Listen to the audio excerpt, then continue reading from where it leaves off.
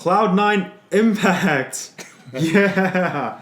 All right. Okay. I'm that excited because we could potentially be seeing a reuniting of Rush and Impact, the jungle and top duo that made Team Impulse so dominant. I mean, after watching Last Split, if you've only started watching Last Split, you think to yourself, what? Team Impulse was dominant? Yes, they were pretty dominant before Shao dropped the ball on things. First thoughts? Yeah, it's gonna be pretty interesting watching Rush and Impact play together. But from what I heard, I mean they have the possibility of playing together, but they want to have a Balls Rush lineup and also a Meteos Impact lineup. Yep. Which if they mix that up as well too, you can also have Meteos or Balls lineup. Old school C9. All right, so I'm just gonna bring this back a little bit because if Impact does go over to C9, then we obviously have to talk about the two import rule, which was brought in because in season 3, Quantum Gaming from Korea and what's that other Chinese team that Xiao is part of? I don't remember. It's like MDG or something. I don't know. I'm making shit up at this point. Okay. Oh man, it's a tip of my tongue. I can't remember it. But anyways, yeah. So they imported the entire team over. So for a split, they had the entire squad of. Actually, no. For an entire season, they had a squad of LMQ. There we go. Oh yes. Yeah, they had an entire squad of Chinese team, and they were really fun to watch, and they really liked being there. Well, even the Europeans team had EG. Yeah.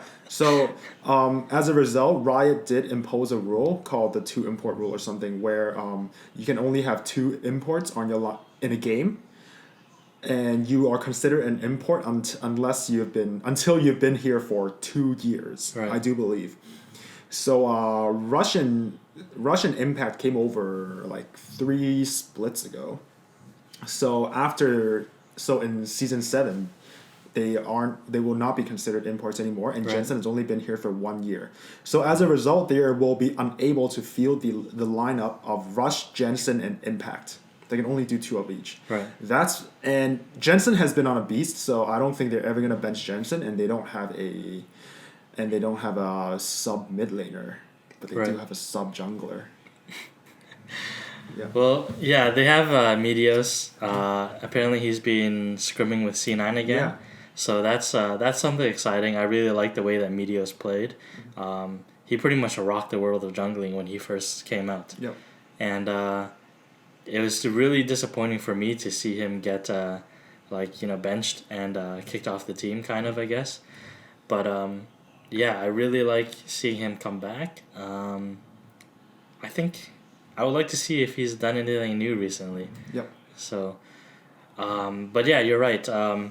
Having the two import rule, that's why they're gonna have the Meteos Impact lineup rather than a Rush Impact lineup. Yep. So. I just want to bring this back to Meteos a little bit. Meteos has been famous for a farm-heavy jungle and then carry in the late game, which is exactly what this meta is about, where you have the Kindred, you're farming for Devour, and then you have the Elise. Well, I guess Meteos is famous for his Elise. Kamsham 7, everyone remembers that. But the problem is the mage update's coming, the mid-season update's coming. There's going to be a lot of changes to the mid lane, so we don't know how that's going to impact. We don't know how that's going to impact the jungle meta. But, if this happened a split earlier, then Meteos is going to have a really good time because this is his jungle meta, the carry jungle. So that's exciting. Bringing this to top lane, though. Impact versus Balls. What do you think? Impact versus Balls. You know how much I like to talk about Balls and how he constantly drops the ball. So I rather see Impact on the team for sure, and I also want to see Meteos play. So I'm more in favor of the Meteos Impact lineup than the Rush and the Balls lineup. But I have nothing against Rush really. I just don't like Balls. Yep. And I just want to make a point that, okay, I might be wrong. I have to fact check this, but I'm pretty sure I'm right. Impact was on SKT when they won World Championship. So we have a championship caliber. He is a world champion. Yeah. Another thing too is that if you look at the stats this year, Impact had a way higher kill percentage participation or kill participation percentage, whatever. Way higher than what's his face, Balls. Yep. I think Balls actually, out of all top laners in North America, had the lowest kill participation. Yeah, he does get the crappy end of the stick. Right. So traditionally, Impact is a very, very, very good top laner, but he's been relegated mostly to tanks this season. It might be because of the meta, might be because of everything, but everyone's dying to see Impact on, carry champions. Right. Balls has been a very, very consistent tank player, but has random carry games like that GP game against TSM. So yeah, it's very exciting, but I guess everyone's more excited about Meteos. Let's be real. I think the Meteos Impact lineup is going to be really good too because, like you said, Meteos does like to farm a lot. And if he's busy farming and everything like that, you have Impact who does like to get involved in team fights. He can be the one that's making these plays or teleports and ganks and stuff like that. So I think they will have some pretty good synergy. But again, this is all on papers, right? So. Fantasy wise, this is a disaster. That's a disaster for C9 Fantasy. This is like Team Liquid at the beginning of the spring split. I guess no one's gonna pick Rush and no one's gonna pick Balls or Impact because you don't know what they're gonna do in a given lineup. Right. And once again, we don't know how Fantasy is gonna shape up, but I guess Jensen is still a safe pick. Right. Sneaky's a safe pick. Speaking of that, we just want to remind everyone that we're firmly on camp free Bunny Fufu. Bunny Fufu, he's definitely gonna get some more playing time. I know they definitely have that in the plans. They can switch High and Bunny Fufu in and out. Yeah, I don't know. Hopefully he gets to play more than 2 games this split. I know. Yeah, he's such a good talent go to waste.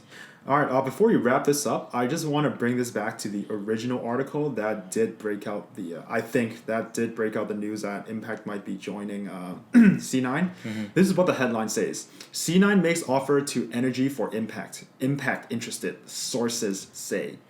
So, you've been a traditional sports fan for a long time. I've been a traditional sports fan for a really long time. Sources is a bad word. Right. At any time something says sources say, it's a bad word. Basically, what sources mean is just this is just rumors that somebody just pulled out of their ass. Like there may be truth, there may not be, and sometimes these sources, like there's so much talk about it that they're like it actually becomes a self-fulfilling prophecy. For sure. Now, this article has been written by Jacob Wolf, who is a very respectable esports journalist for a very long time. So this is pretty legit. And I think Impact himself did confirm that he is interested in this. But in general, we just have to remember that a lot of journalists, they do make their money off sensationalist and opinionated and biased articles that do not have anything to back it up, except for sources say. And when they drive traffic to whatever website they're on or whatever Twitter account they're on, that is where their income's coming from. So I guess our PSA is journalism is a very scary thing, and your BS filter should always be on. And another thing to think about too is that if you're Energy, what are you getting out of this? Balls. You're getting balls. Hey, thanks for tuning in to the 9-Man Report. We hope you enjoyed it. And if you have any interesting news articles, be sure to let us know with whatever social media you kids use these days. Also, please remember to like and subscribe our videos and check out our other videos. It will go a long way to help reduce our toxicity. In general, thanks for tuning in.